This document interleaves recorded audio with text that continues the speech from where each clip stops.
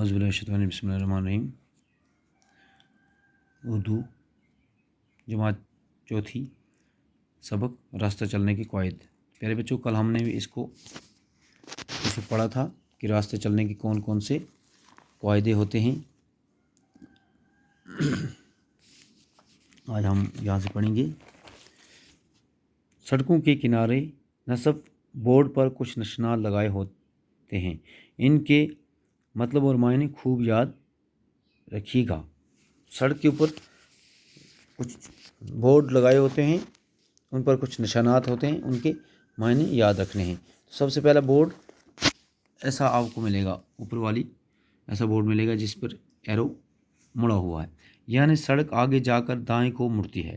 तो इसका मतलब है जिस रोड को हम जा रहे हैं वो दाएं को जाकर मुड़ेगी। अगर निशान इस साइड में हुआ, सड़क के बाएं तरफ मुड़ने की अलामत, सड़क से बाएं तरफ मुड़ने की अलामत।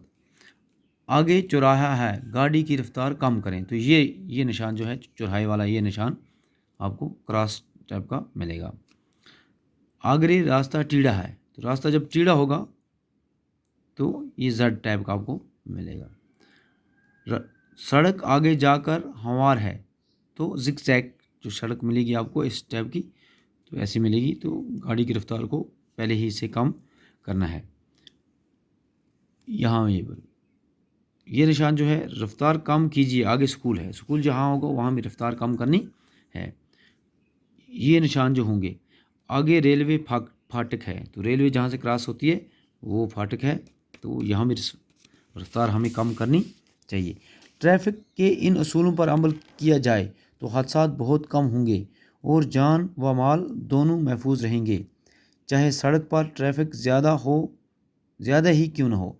अगर इन सारे असूलों पर, जो रास्ता चलने के क़वायदे हैं, इन असूलों पर सही मायने में अमल किया जाएगा, अच्छी तरीके अमल किया जाएगा, तो कितना ही ज़्यादा क्यों ना ट्रैफिक हो, लेकिन हादसे बहुत कम, हादसे होंगे नहीं, क्योंकि सब लोग जब ट्रैफिक के कानूनों का पालन अच्छी तरीके करेंगे, उनके असूलों पर ही चलेंगे, तो हादसे बहुत कम होंगे।